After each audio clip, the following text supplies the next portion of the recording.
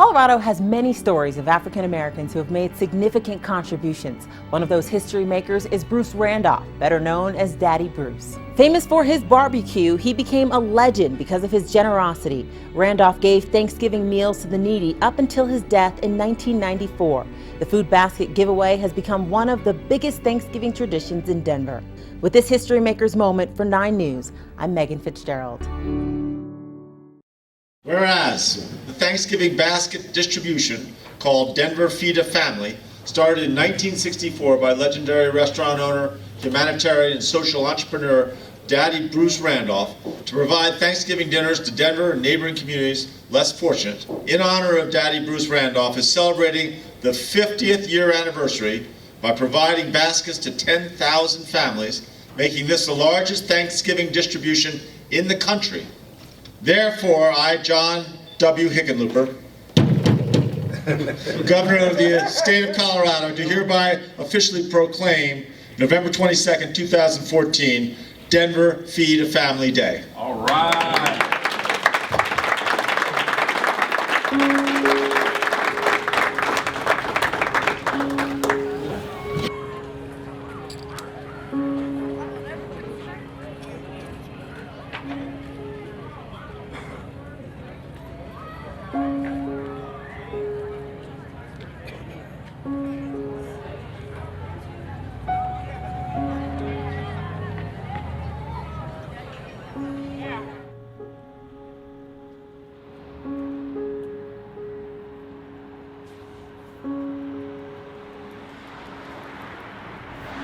In 1967, Daddy Bruce's Barbecue opened at 34th and Gilpin, right there on that corner.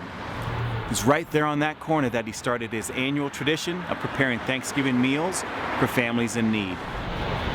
You know, there's a saying in this town that if you don't know Daddy Bruce, you don't know Denver. But who was Daddy Bruce? Was he a humanitarian, a business owner, a philanthropist? To truly answer that question, you've got to go back, way back, over 100 years.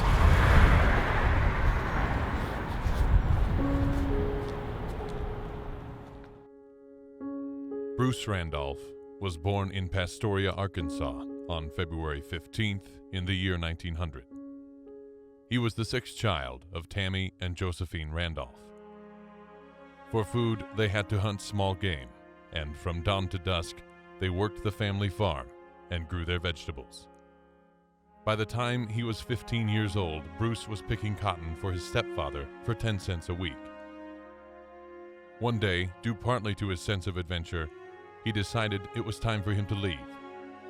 At the age of 15, Bruce saved up $2, enough money to catch a train to Little Rock.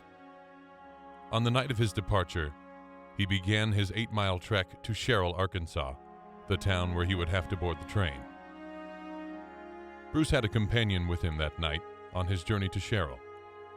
But as they walked, his friend began to fall further and further behind. He had had second thoughts and returned home. There were no such thoughts for Bruce. He boarded that train, excited about the new life and opportunities that lay ahead. Bruce's sense of adventure led him to new and different ventures, a hotel business, a taxicab stand, and even a job as a bootlegger selling whiskey and Coke bottles for 50 cents each during Prohibition. Each of these businesses were successful, at least for a while. But throughout all of these businesses, there was one thing Bruce wanted to do. You see, Bruce loved to cook, and he always wanted to try his hand at the restaurant business. Well, me and my family were living in the projects down on 32nd and Arapahoe, and money was kind of tight, and food was really scarce. You know, my mom was the only working person in the family. And I remember a friend of mine coming down to the house and saying, "Man, there's a little guy up here on Franklin that's giving food away." And I thought to myself, who's going to be giving food away? He said, "No, man, the whole community is out there. This man is feeding the whole community." But I remember us going up there, and this little guy, he was just like passing out food, making sure everybody had something on their plate, the same portion on their plate. And I remember just that one day, man, I was hooked at that old man's restaurant, you know. And it just happened to be Daddy Bruce. At that time, I was about 14 at that time. Daddy Bruce was an incredible philanthropist. He was the guy with the biggest heart in the hood and throughout all of Denver. Daddy Bruce is a longtime legend of the city of Denver, especially part of the east side of Denver, the Five Points area, the Curtis Park, Cole neighborhood, and Whittier. He would get up on this balcony on his son's barbershop. There was a little balcony there where he would stand up and kind of look down at the multitude and just make sure everything was going right. And then you could see all of the media and everything got their cameras fixed on him, you know, just looking over his family, kind of this father figure looking over his family and making sure everybody's getting fed and, you know, everything's going smoothly. And I thought that was just, you know, man, what a guy, you know. The tradition lived on. The crowds got bigger and bigger year after year. And not only did Daddy Bruce continue to feed the hungry at Thanksgiving, but at Christmas he would clothe them as well. He organized huge donation drives for coats, jackets, and clothes of all kinds. He had racks and racks of them lined up outside his restaurant, and he and his volunteers would give them out to those in need. The successful restaurateur had become a humanitarian. When asked why he did it, he simply replied, "Tell them, God loves you. So does Daddy Bruce." Daddy Bruce became something of a local hero, recognized by the media and local celebrities, including members of the Denver Broncos football team. Daddy Bruce says if anything, he has too many volunteers this year, and he knows why. He says if they volunteer here, they don't have to cook dinner at home. Over the years, the local legend of Daddy Bruce grew and grew. Songs were written about him.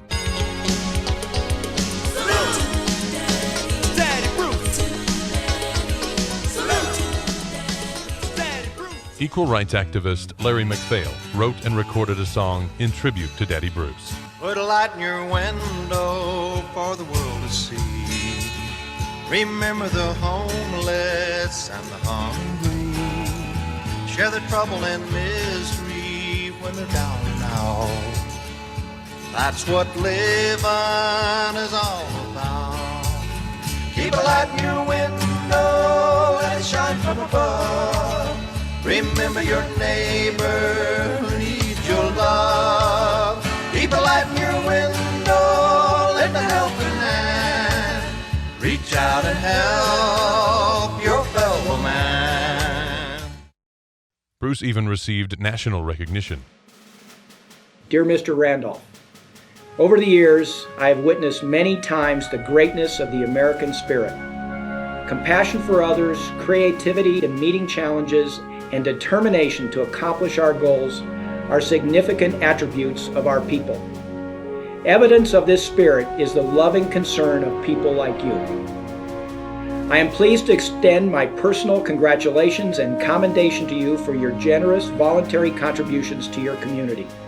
Your involvement exemplifies the highest tradition of service to others and enhances the lives of all our citizens. With best wishes for continued success, sincerely, Ronald Reagan. Daddy Bruce was able to personally feed the hungry for 20 years. I get some big joy out of it, and they do. Yeah, see, I sat up on that back and looked down at them, and boy, they's eating up some food. I enjoy that. That's my life. But eventually, the years caught up with him. In 1994, at the age of 94, Daddy Bruce passed away. I've shared with my dad personally, and he was ready for this hour, and he prayed to the Lord for this hour, and Daddy has lived well, and he loved the people, and he's leaving a great legacy. Daddy Bruce was a legend in his own time. Very seldom does somebody name a street after you before you die, just in case you don't mess up again. What is it? Milk and honey? Well, maybe they might change the menu now. It might be barbecue and sweet potato pie. Hallelujah! But the story of Daddy Bruce didn't end with his death. Family, loved ones, and other loyal followers picked up the mantle and continued his annual Thanksgiving tradition. Other restaurant owners who had been touched by Bruce followed in his footsteps and began their own traditions of feeding the hungry.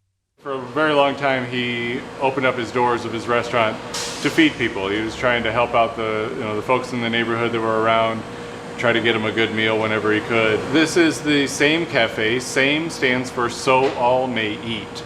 And we are open 6 days a week, and anyone who walks through our doors is welcome to get a meal here. I see these wonderful men feeding hundreds and hundreds of people during the snowstorm, and I was so impressed.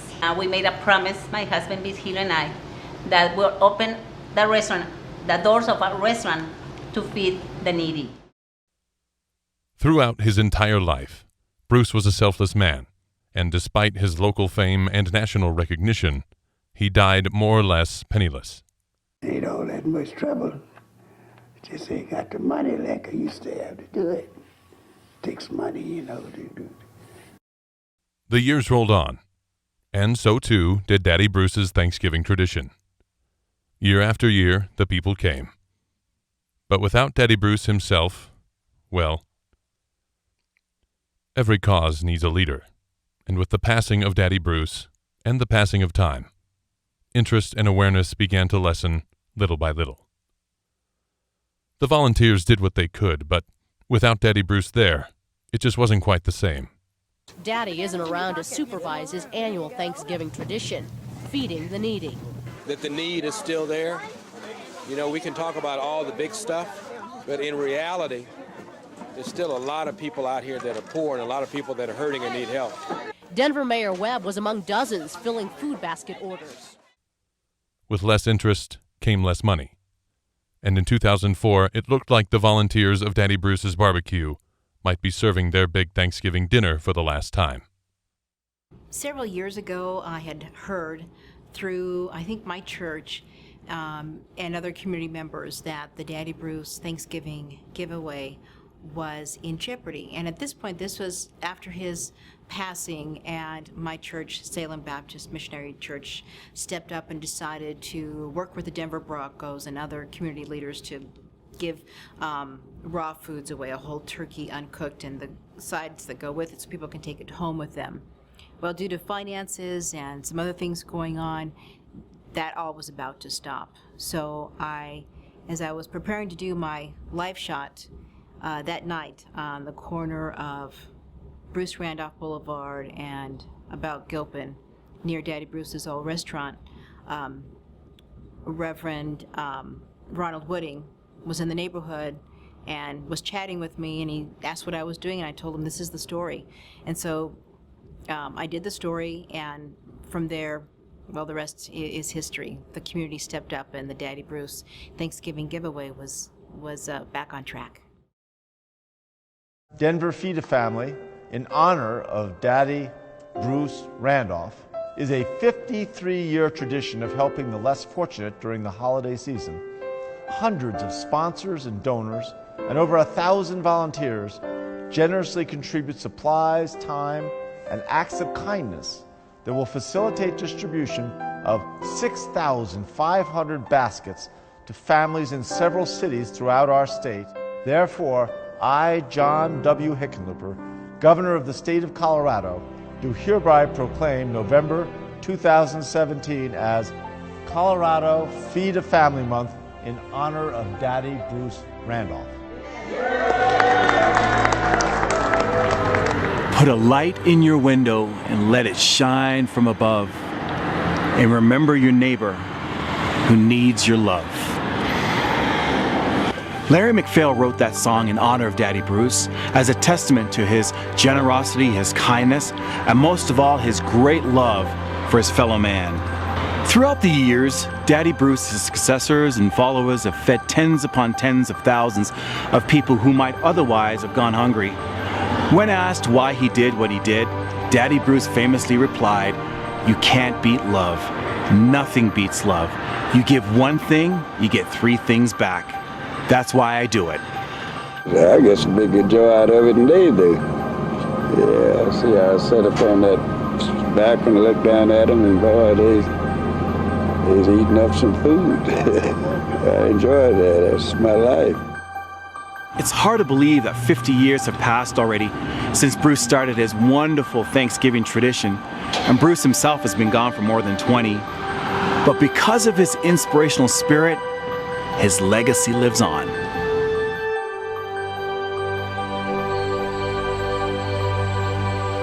The loyal volunteers and followers of Daddy Bruce, the Pied Piper of Denver, continue to carry out his mission of feeding the hungry, keeping his light shining for all the world to see. Shine your light, shine it bright.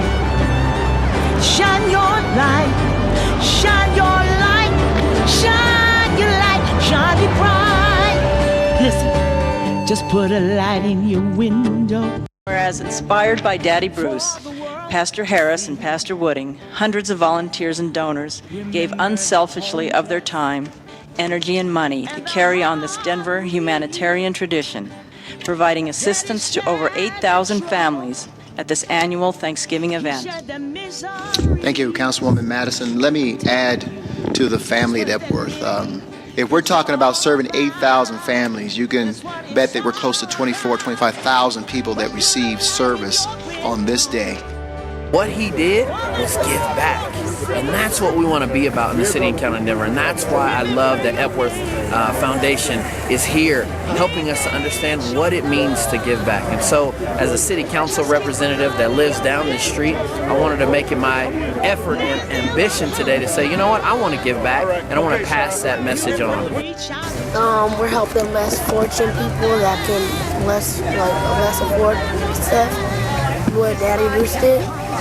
It means really love and happiness because, you know, there's families out here who cannot get Thanksgiving and stuff like that. They can't get turkeys, dressing, or nothing like that, so it's appreciation to me.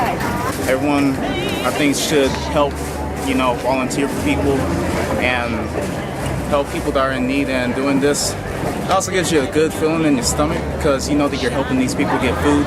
So, they can go through this holiday not being hungry and they can eat with their families. He was generous, he thought about other people. He shared himself, he shared what he had, he shared his love with people. Like Daddy Bruce said, you can't beat love. Oh no. When I retired, they say ashes to ashes and dust to dust. So Daddy Bruce don't hush this fuss. In his window, it was shining bright. It was shining bright. You know what? He saw the pain in many eyes. The people didn't even have a smile. See, they were longing to be equal in a world where only a few survive. We're talking about poor people. Kept smiling and giving and hearing all their complaints. And some he put shoes on their feet, he put clothes on their